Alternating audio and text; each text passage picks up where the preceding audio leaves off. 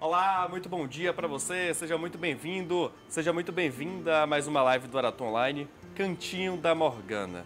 Aqui a gente hoje vai falar de uma coisa, gente, importante e que não deveríamos mais estar falando no Brasil, que é a intolerância religiosa.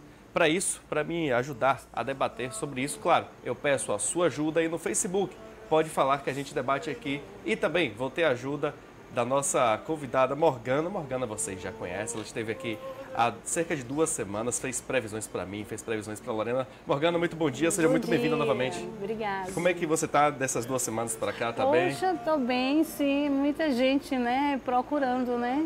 Isso é bom, né? Satisfação de ter você novamente aqui no estúdio e tô também com mais uma convidada, uma outra convidada especial, a doutora Patrícia Pinheiro, ela que é delegada de polícia atualmente, está na Delegacia de Repressão a Furtos e Roubos. Doutora Patrícia, muito bom dia, seja bem-vinda a essa casa, ao Cantinho da Morgana. Muito obrigada, bom dia a todos os ouvintes e eu quero agradecer, né, ao sucesso do programa de Morgana, a toda a equipe de produção, pela oportunidade de estar podendo debater um assunto tão importante como a questão da intolerância religiosa. aratonline.com.br/ao vivo, você também pode assistir. Eu já vou começar, gente. Eu prometi aqui o tema que a gente não deveria, não poderia estar falando, intolerância religiosa, mas infelizmente a gente tem que debater. E aí eu começo perguntando à doutora Patrícia o que é intolerância religiosa de uma forma direta, de uma forma simples. De uma forma simples, a intolerância religiosa é fruto do racismo religioso. É um crime de ódio, um crime de segregação e um crime que é oriundo, sim, do racismo. Porque, infelizmente, estatisticamente, 80% a 90% dos casos de intolerância recaem sobre as religiões de matriz africana. E por quê? É muito simples dentro da definição. Porque você não tolerar, você não respeitar a religião do outro num Estado laico, onde a laicidade, né, define que todas as religiões têm que conviver de uma forma uniforme, é você eleger um grupo étnico, um grupo político, um grupo social e tornar esse grupo alvo de intolerância em virtude da sua raça, da sua etnia e da religião que os negros trouxeram para o Brasil, que são as religiões de matriz africana, o candomblé, a umbanda, né? Então, infelizmente, 80% a 90% dos casos estatisticamente de intolerância recaem sobre esse segmento, sobre os povos tradicionais de terreiro e os adeptos das religiões de matriz africana. E você já sofreu alguma intolerância religiosa? Conhece alguém que já sofreu uma intolerância religiosa? Enfim, conta aqui pra gente nos comentários do Facebook que a gente passa aqui pra você também. Morgana, a pergunta pra você é a seguinte: intolerância religiosa. Você já sofreu, conhece alguém que sofreu? Como é a sua lida diária com essa situação que é incômoda, mas infelizmente a gente tem que tratar? Eu já sofri com taxista mesmo. Um taxista? Taxista. Peguei na rodoviária e me chamando de macumbeira. Só faltou mandar eu descer do carro. Na hora que eu fui fazer o pagamento, ele, olha, pegou meu dinheiro e jogou. Meu dinheiro é diferente do dele. Eu falei, eu não sou macumbeira, né? Macumba é um instrumento, né? Isso. Eu simplesmente sou uma pessoa que sou religiosa.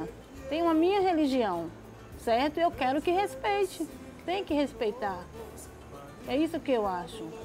E essa situação com o taxista, acredito que já pode ter acontecido com várias pessoas, enfim. Isso. Doutora Patrícia, a senhora, como delegada de polícia, a senhora que conhece as leis, que pode dar voz de prisão a qualquer pessoa, já sofreu alguma situação como essa? Já presenciou, já testemunhou, ou até já fez algum boletim de ocorrência, alguma situação parecida com essa da Morgana, ou até ainda mais grave? Olha, eu já tive a oportunidade, sim, né, de ir trabalhando em delegacias territoriais, certo? De presidir alguns procedimentos em relação à intolerância. né? Não só das pessoas de matriz africana, como também houve um caso de intolerância com um rapaz que era da religião judaica. Então, nós tivemos, né, o cuidado de encaminhar o fato. Infelizmente, nós temos uma legislação que ela não é muito, digamos, proativa em relação aos casos. Não criminaliza como deveria. É uma legislação branda, entendeu? Que poderia, inclusive, e mereceria, a partir de determinados casos de intolerância, onde a vítima não só sofre, né, o constrangimento psicológico, mas outros casos que ocorreram aqui na Bahia, as vítimas foram a óbito. Eu acho que o legislador tem que rever, né, a legislação pátria. Então, Obviamente. tem que tornar a coisa um pouco mais severa, para que não haja impunidade ou a sensação de impunidade no final de uma apuração e na hora do julgamento de um processo. Eu, particularmente, não conheço ninguém que tenha cumprido pena por racismo, apesar de ser um crime inafiançável. Não conheço ninguém que esteja cumprindo ou tenha cumprido pena, né? E isso tudo flexibiliza muito, isso torna, né, faz com que as pessoas tenham a sensação de que aquele crime é um crime de pequeno potencial lesivo. Ainda que a legislação para os crimes de racismo, que é um crime que foi primeiramente previsto na Constituição, a partir da Lei K.O., né, preveja que é um crime que não merece fiança, diferente da injúria racial. Mas, infelizmente, os dois tipos, quando se chega a nível de justiça, né, são flexibilizados, quer dizer, os autores em potencial, eles não são, geralmente, julgados ou não são apenados, né, com a pena mais rígida, porque não existe. Então, a gente hoje questiona isso. As vítimas ficam vulneráveis. É necessário que, através de uma lei, que não é uma lei rigorosa ainda, não chegou ao nível que nós pretendemos, a vítima ou as vítimas sejam feitas de vítimas duas vezes. E lembrando também que tem muita gente que não registra, ainda tem esse problema. Porque você imagina, você sofre intolerância religiosa, a primeira coisa que você deve fazer, a doutora pode confirmar ou não, é registrar na delegacia do seu bairro, em qualquer delegacia, amigo, porque tem que registrar, doutora, por questões de estatística e também por questões de investigação, né? Com certeza. O que é que acontece? Nós temos as delegacias territoriais, nós não temos ainda, infelizmente, na estrutura da Polícia Civil, uma delegacia especializada. A exemplo do Rio, de São Paulo, de Brasília e recentemente agora do Maranhão, né? Mas nós temos uma previsão dentro do Estatuto da Igualdade Racial e de Combate à Intolerância Religiosa do Estado da Bahia, da criação de uma DECRAD, de uma delegacia especializada no combate aos crimes raciais de intolerância. Essa previsão está no Estatuto da Igualdade, no artigo 79. O Estatuto da Igualdade Racial do Estado da Bahia tem 4 anos, foi promulgado em 2014. Então, nós esperamos, né, efetivamente, que o Estado, em nome dessa estatística negativa, dessa mancha criminal em relação aos crimes de intolerância, contemple as vítimas e contemple a sociedade com a criação dessa delegacia especializada. Mas, na ausência dela, a vítima deve recorrer às delegacias territoriais e lavrar o boletim de ocorrência, para que seja dado início, né, à investigação, ou seja instaurado o procedimento policial. Procedimento este que será enviado ao Ministério Público, ok? Eu tenho uma imagem ali, se puder voltar, uma charge, né, que é uma figurinha, para quem não sabe, é um desenho que uma pessoa faz sobre alguma situação. Essa daí, sai intolerância. Você vê ali um rapaz com a Bíblia, chegando para as pessoas ali adeptas do candomblé, dizendo sai tolerância, Aí quer dizer, essa ilustração do que a gente está conversando aqui, do que a gente já começou a debater. Mas tem uma outra situação, que essa não é charge, essa é uma situação que aconteceu aqui em Salvador, que é a situação com a pedra de Xangô. Esse símbolo aí, aqui em Salvador. Algumas pessoas, não se sabe quem jogou sal nesse símbolo aqui em Salvador. 100 quilos de sal. E aí eu pergunto, Morgana, essa situação aí é um símbolo de Salvador, repito. O que você acha? Você como pessoa e você como religiosa. O que você acha dessa situação aí vexatória? Eu já estou dizendo que é vexatória, porque realmente não tem como passar despercebido dessa situação aí, né? O que eu acho que é uma falta de respeito e essas pessoas que fizeram isso deveriam ser punidas, tanto pela lei do homem como pela lei do orixá. Eu acho uma falta de respeito e tem que procurar saber, tem que ter alguém também tomando conta do ambiente também, não pode deixar também jogado lá, né? Só no dia que tem festa que se reúne. Não, tem que ter ali um tipo de segurança também, que ali é um patrimônio, queira ou não. Não é isso? Deixa eu dizer uma coisa também. Agora, quem é que se dá o trabalho de pegar 100 quilos de sal para atacar a religião do outro? Lembrando que esse caso repercutiu de forma até nacional e internacional até. E o pessoal da Polícia Militar se mobilizou, disse que faz rondas lá na Pedra de Xangô. Quem não sabe onde é a Pedra de Xangô, fica na região de Cajazeiras, Fazenda Grande, numa pista conhecida como Pistão. E esse pistão é uma área deserta, então isso pode ter contribuído para essa situação aí. Exato. Doutora Patrícia. É um episódio vergonhoso. E é mais vergonhoso ainda porque coloca a Bahia dentro de um centro de uma discussão, de uma polêmica hiper negativa.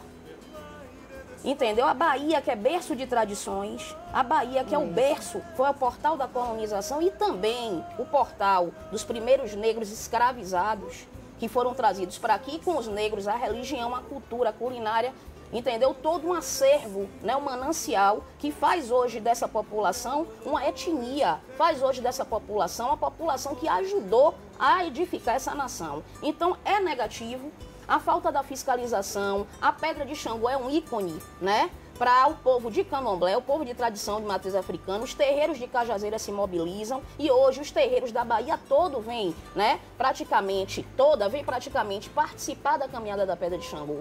E, salvo engano, a Pedra de Xangô hoje está sendo tombada como patrimônio, né? Até pela prefeitura, pela FGM, salvo engano, existe toda uma mobilização em torno disso.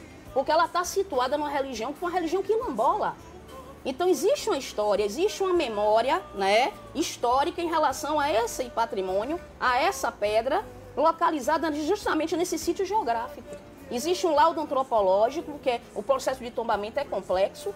Então a história, né, da constituição, dessa comunidade, dessa pedra, que é uma pedra ritualística, está ali consolidada naquele laudo. Então é importante que as pessoas entendam, né, que isso não é um atentado só contra a religião do Candomblé, é um atentado contra o Estado, é um atentado contra a Constituição. Nós vivemos no Estado laico. Então, realmente é uma temeridade você ver um episódio como esse, né? E o Estado tem que amparar também, entendeu? Nós não podemos permitir que atos como esse se prorroguem, atos como esse se perpetuem. Porque a questão não é de intolerância, a questão é fundamentalmente de respeito. Eu acho que a situação aí, além disso tudo que a doutora falou, é questão de segurança pública. Se a polícia ali pegar fazendo isso aí, amigo, você que fez isso daí, você vai ser preso. E vai ser muito bem feito. Morgana, a situação aí da Pedra de Xangô me deixa qualquer um revoltado. Isso enfim, é verdade. Você como cartomante, como religiosa, enfim, eu já quero passar por uma outra situação que essa daí já me deixou irritado. Logo avisando. Quero passar por outra pergunta. Você atende o público em geral. Atende o público de todas as religiões, acredito eu. Quando a pessoa chega para o atendimento da cartomante, existem algumas pessoas que ficam com o pé atrás? Você já sofreu intolerância religiosa no seu trabalho? Já, sim, já, e muito, sim, e muito. Algumas pessoas se negam a receber o atendimento por conta da religião, enfim? Muitas das pessoas de algumas religiões, né, às vezes não quer ser atendido assim, de frente, pede para ficar do lado. Muitas pessoas saem da igreja, né, não conseguem resolver aquilo, foi buscar lá dentro da igreja e simplesmente me procura. Eu tenho pastores, não posso citar nomes, entende? Que me procura. Eu tenho 3 pastores que são meus clientes. Eu tenho cristã, batista e outras denominações também, certo? Que eu atendo. E eu acho que isso daí é o exemplo de ligação das religiões. Porque o que a gente pode dizer, o que a gente pode colocar aqui é que religião, ninguém é inimigo do outro, amigo. Exatamente. Religião não é guerra. Religião, eu acredito que pode todo mundo conviver em paz. Né, Morgana? Exatamente. Morgana pode fez, por exemplo. Olha lá essa imagem. Rapaz, eu falei que parece que Eduardo estava adivinhando lá em cima. Todo mundo junto. Exato. Judeu, católico, evangélico, ubandista, que muita gente confunde com candomblé. Olha lá essa imagem também. Todo mundo junto, todos os líderes de todas as religiões estão reunidos ali. O que pode é isso daí. O que não pode é intolerância religiosa. todos os líderes devem, e eu prego, todos os líderes, nenhum líder de igreja nenhuma, de religião nenhuma, prega a briga. Quem briga são as pessoas na rua. Então, amigo, tire isso da sua cabeça. Doutora Patrícia, o que não pode é brigar. E como a gente pode combater, na sua opinião, a intolerância religiosa? Olha, a minha visão não é só de uma mulher de carreira jurídica. Eu também sou religiosa, eu tenho muito orgulho de dizer que eu sou uma mulher de candomblé, sou uma macota de encosse, macota na tradição bantangola é Ekede, do orixá Ogum, orixá da guerra. E eu tenho uma outra visão em relação a toda essa situação. Quando eu falo de respeito, eu falo de educação. Eu falo da formação, né, das pessoas no seu manancial religioso, no seu manancial educacional. Então eu acho que a educação, ela induz o ser humano a respeitar o próximo. Entendeu? Então a questão da intolerância perpassa pelo racismo, sim. Infelizmente, a não tolerar e não respeitar é discriminar, é ter um conceito prévio e um conceito negativo daquilo que você desconhece. Então eu defendo muito hoje, é uma polêmica, está no centro da polêmica, a Lei 10.639, que institui no currículo, né, no caso, a matéria que é a educação ou a tradição afro-brasileira, né, a história da cultura afro-brasileira. Essa é uma lei antiga que não tem fiscalização e aplicabilidade. Entendeu? Eu acho que no momento que nós vivemos num país miscigenado, onde nós convivemos com todas as culturas e várias raças, mas essencialmente aqui também na Bahia, nós temos uma formação muito forte em relação às culturas africanas e aos povos de matriz africana e os afrodescendentes. É nada mais justo, né, do que as crianças serem educadas, aprenderem sobre a sua cultura ancestral. Entenderem que o negro trouxe cultura, escrita, trouxe tecnologia. O negro escravizado, ele não era um indivíduo ignorante. Ele tinha a cultura dele, a escrita, a tradição, a culinária. Muitos de várias regiões se miscigenaram e trouxeram alguns elementos para a nossa cultura hoje que nós utilizamos e nos apropriamos sem saber, até no próprio linguajar. Nós temos um linguajar hoje coloquial que nós introduzimos nesse linguajar a linguagem banto. E nós falamos essas palavras tipo caçula, o filho mais novo. Você sabe que essa palavra é da terminologia banto, o filho caçula. Você chega em Angola, quem conhece, e vê as pessoas se comunicando nesse linguajar. Então nós temos toda essa cultura ancestral. Nós temos isso introduzido na nossa linguagem, no nosso dia a dia. Então nada mais justo do que as pessoas aprenderem a respeitar, aprenderem a conhecer através da educação um elemento que faz parte da sua formação enquanto cultura, enquanto ser humano. Então eu acho que a forma de combater é a educação, mas também acho que a questão da legislação, né, uma revisão das leis que hoje disciplinam ou procuram, né, criminalizar os crimes de intolerância. O crime de intolerância, na verdade, ainda não existe no Código Penal. Nosso Código Penal merece uma revisão, não existe o crime de intolerância. Existe a lesão, existe o homicídio, entendeu? Existe até o crime, o ódio religioso está ali impregnado, mas a tipificação, você tem um fato típico e você tem que ter uma sanção para aquilo. Então nós precisamos também que a lei seja revista. A senhora já viu alguém preso por intolerância religiosa? Olha, é efetivamente conduzido, né? Geralmente é feito procedimento policial, sim, mas preso não, porque você sabe que a nossa legislação processual, ela prevê várias formas do réu responder em liberdade, né? Então, no momento, o crime que não cabe fiança, pela autoridade policial você não pode afiançar, mas por outros motivos, né, ele pode obter a liberdade provisória, né, de outra forma, ele pode obter a liberdade provisória sem fiança. Se o juiz julgar que ele tem os requisitos, ele, entendeu, é empregado, ele não tem antecedentes, ele pode obter essa liberdade provisória e responder em liberdade. Então é nesse ponto que eu vejo a flexibilização da lei. Existe já um projeto em Brasília, que nós temos conhecimento, né, que os crimes de ódio religioso que levem a vítima a óbito deveriam ser classificados como crimes hediondos. Nada mais justo. Nós estamos aguardando a sanção dessa lei. E outra situação também, eu vou perguntar a Morgana aqui, porque existe o Dia Nacional de Combate à Intolerância Religiosa. Morgana, obviamente que a tolerância deve ser todo dia. Todo dia a pessoa deve tolerar, porque o seu direito termina quando começa o do outro. Mas eu acho que esse dia é um dia de conscientizar, de pensar. Nesse dia, Morgana, como é que você fica nesse dia? Você conversa com alguém, você debate com alguém? Como é que é feito esse constante debate sobre tolerância ou intolerância religiosa para você, Morgana, como pessoa? Eu simplesmente, eu alerto, né? Sempre coloco no Face, Instagram, lembrando as pessoas, né, que tem que respeitar a religião do outro, entende? Muita gente chega, Morgana, lá na sua consulta. Eu estou falando da consulta da Morgana. Para quem não sabe, quem não assistiu, assiste há 2 semanas atrás, Morgana fez consulta aqui pra gente, fez consulta para mim, para a Lorena. Daqui a pouco Morgana fala, onde ela faz as consultas dela, que você já viu aqui, qualquer religião pode se consultar, basta não religião, ter irmão tolerância. espírita, né, adventista, todas as denominações podem vir que não é nada demais. Simplesmente vai saber, né, o certo, o errado, a verdade, que as cartas mostram. Eu confesso que eu fiz aqui na semana passada e repercutiu.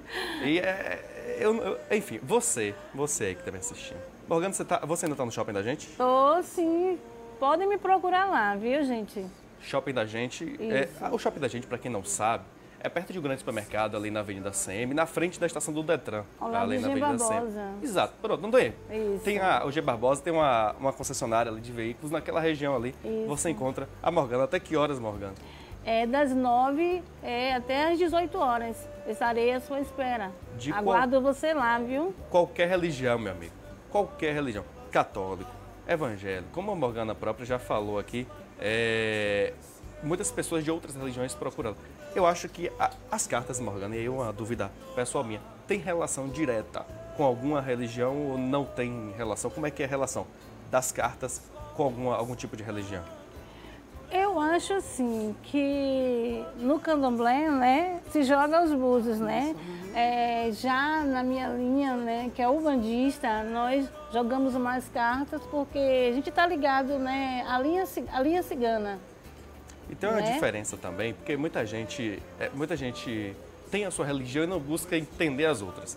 Tem gente que confunde candomblé com banda, só daí começa a estar errado. Abre aspas, mas é tudo macumbeiro. Amigo, isso aí já é intolerância religiosa. Então vamos fazer o seguinte, para você que conhece aquela pessoa intolerante, que acha que tudo é candomblé, eu vou lhe explicar. Bem simples, Morgana, qual a diferença da Umbanda pro candomblé? Meu Deus, eu acho que o orixá é o mesmo, né, doutora? Não, o culto, são religiões de matriz africana. Exato. Né? Agora, em relação à ritualística, isso, né? O que é feito em relação à tradição, sacrifícios, animais. Então, uma realmente utiliza elementos que a outra não utiliza. Exatamente. Né? São linhas diferentes. Exatamente. E sem mencionar que são 2 religiões que nasceram efetivamente no Brasil. No Brasil. Tem muita gente que confunde o candomblé africano, mas o candomblé nasceu no Brasil. Na África, cada região cultua um orixá. Mas no momento que os negros foram reunidos na senzala, os negros que vieram do Daomé, que vieram do Benin, na tradição Daomé, a tradição Fon, Jeje, né, a tradição Benin, Yorubá, Queto, e de Angola, da costa, né, da África, que é Angola, Moçambique, que é Angola. Então lá os orixás se encontraram, os cultos. E a forma de cultuar os orixás de uma forma uniforme foi uma forma de resistência, de sobrevivência. Né? Até o próprio sincretismo foi uma forma que o negro encontrou de cultuar o orixá através até da imagem do santo da Igreja Católica, mas para não sofrer a repressão da sociedade, da polícia. Você sabe que até bem pouco tempo o candomblé precisava tirar licença numa delegacia para tocar. Nós temos um antropólogo, Wilson Caetano, que é um babalorixá, que lançou um livro recentemente falando disso. Ele conseguiu abrir os anais da Polícia Civil na Bahia em relação aos casos de intolerância, os casos de repressão policial nos terreiros. Tudo que foi apreendido naquela época, né, eram atabaques apreendidos, instrumentos ritualísticos, e esses instrumentos estavam lá no Museu do Nina Rodrigues, né? Não foram devolvidos, e através disso, desse movimento, esses instrumentos foram devolvidos às casas, aos terreiros, através de um ritual, né? Então, essa é uma forma de resistência. Só que na África o culto é outro, o culto é chamado culto tradicional, Ixexê, que aqui é tido como Ifá. Então, cada região da África cultua um orixá especificamente. Mas aqui no Brasil, através do tráfico, né, negreiro, os negros se reuniram de várias regiões da África, cada um com sua cultura, com sua religião, com seu orixá, mas fizeram uma simbiose, E essa simbiose foi uma forma de resistência. E a Umbanda é derivada, sim, porque cultua os orixás, mas cultua também os caboclos, né? Também tem a linha cigana, né? É uma confluência, mas tudo é derivado da nossa tradição afro. Nosso país é um país miscigenado, um país de diversas culturas. A nossa formação é uma formação eclética. Então, o que é que reside nisso? O respeito. As comunidades ciganas também são tidas como comunidades tradicionais. São povos e comunidades tradicionais. A classificação é essa. As comunidades ciganas também sofrem preconceito. Era isso que eu ia falar. Entendeu? E a maior parte dessa comunidade situada em São Paulo são até ciganos, que têm um poder aquisitivo grande, mas existem aquelas comunidades que são nômades, que muitas vezes não são aceitas, né? São expulsas, são discriminadas. Então, a gente vê que nisso também reside intolerância. Então, a luta que você veja, a luta é mais ampla do que a gente pode imaginar. Nós vivemos num país diverso, mas nós vivemos num país onde tem que ser ensinado o respeito ao próximo, em todos os sentidos. Eu acho que a palavra aqui hoje é respeito, tá? Você tem que ter respeito com o outro, respeito com a religião do outro, meu amigo. Eu vou encerrar o programa aqui. Primeiro eu vou pedir à doutora Patrícia, que ela é delegada de polícia, lá da Delegacia de Repressão a Furtos e Roubos, para dar a sua palavra final. Doutora, além do respeito, além de toda a situação que a gente já debateu aqui hoje, o que a senhora diria de forma objetiva para as pessoas pararem de criticar a religião do outro, pararem de falar mal, porque o direito termina quando começa o do outro, e religião também é desse jeito? Olha, a palavra que resume tudo isso é conhecimento, educação, formação. A formação do caráter do ser humano passa pela educação. Né? E o desconhecimento do outro, daquele universo religioso, aquele universo do semelhante, leva ao desrespeito. O desrespeito à intolerância. A intolerância, gente, nada mais é do que um crime de ódio. Então, nós vivemos numa sociedade onde nós não podemos incitar que o outro odeie você pela cor da sua pele, pela sua religiosidade, pelos elementos que compõem você enquanto personalidade como ser humano. Então, a educação é fundamental. Como é fundamental também que as pessoas saibam que é crime. E se é crime, se há crime, há sanção, né? Então, nós não podemos ficar alheios, nem podemos contar com impunidade. Para toda ação tem que haver uma reação, né? E proporcional, não desproporcional. Mas nós estamos aqui, estamos para educar, estamos para aplicar a lei e estamos também para ensinar o próximo que onde há intolerância, haverá resposta. Onde há violação a meu direito, haverá resistência sempre. Seremos respeitados enquanto povos, enquanto singularidades e também coletividade. Né? Queremos ser respeitados, queremos que o ser humano aprenda a conhecer o universo do outro, aprenda a respeitar através da educação e do conhecimento. Então é esse o recado que eu quero dar a todos os ouvintes. Antes de encerrar aqui, eu não sei se está conectado aí em cima, mas aqui nos comentários do Facebook, lembrando que você assiste também pelo aratonline.com.br/ao-vivo, já está rolando uma pequena discussão aqui. Olha lá, eu consegui colocar. E vocês acham que chamar as pessoas de crentes porque tenho 40 anos e desde criança ouço isso, então não é intolerância? Aí uma pessoa respondeu, os evangélicos mesmo se denominam crentes, e quem não é de incrédulos, rapaz, crente significa crer em alguma coisa. Exato, resumindo, o pessoal aqui já está brigando por crença. Tudo é crença mesmo, não tem... Eu acho que, doutora, a senhora já encerrou, mas chamar de crente, eu acho que qualquer pessoa é crente em alguma coisa. A pessoa crê, né, Morgana? Isso é. Né, Morgana? A pessoa crê em alguma coisa. Crente é aquele que crê. Tem fé. Eu acho que a fé está acima de tudo. Isso, a fé é inerente ao ser humano, em todas as religiões. Se você não tiver fé, você não tiver respeito e você realmente não acreditar no Deus que você concebe, que você cultua, então você não tem essência nem base dentro da sua religiosidade. Pois é. Então, meu amigo, crente, você tem que ter a sua religião. Morgana, vou encerrar o programa aqui.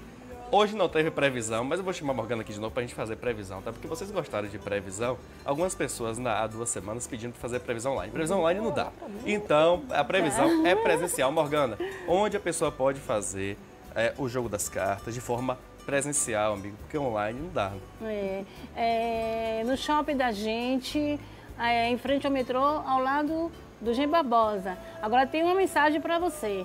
Quem tem fé, tem axé. Olha, então venha, vamos jogar, olha, venha conhecer o meu trabalho, viu? Que aqui é espiritualidade pura, tá bom? Se você crê, então venha. E nós vamos ter outros programas pra gente jogar aqui as cartas. E você que não viu, tem a oportunidade. Obrigado, doutora Patrícia. Obrigado, Morgana. Obrigado a você que assistiu e ainda vai compartilhar essa live. Muito obrigado, um abraço e até o próximo encontro.